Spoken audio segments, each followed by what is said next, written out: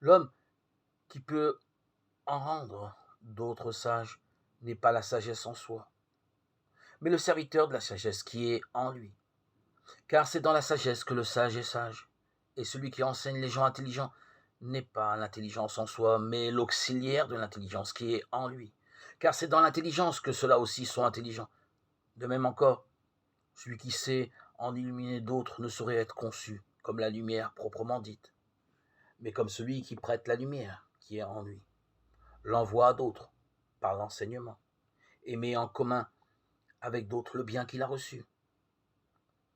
Les créatures raisonnables qui sont illuminées illuminent en partageant ce que leur intelligence a vu et qui passe dans la réflexion d'un autre. On aurait raison d'appeler plutôt ce genre d'illumination enseignement ou révélation.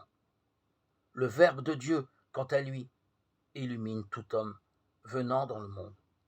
Jean 1,9. Non sous un mode d'enseignement comme les anges ou les hommes, mais plutôt comme Dieu, sous un mode de création. Il place en chacun de ceux qui sont appelés à l'être une semence de sagesse ou de connaissance de Dieu, et il y plante la racine de l'acte de comprendre. C'est ainsi qu'il rend l'animal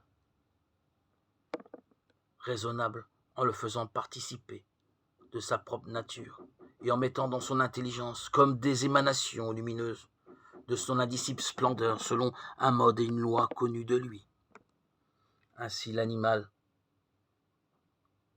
dans sa chair, devient par l'intelligence un homme raisonnable.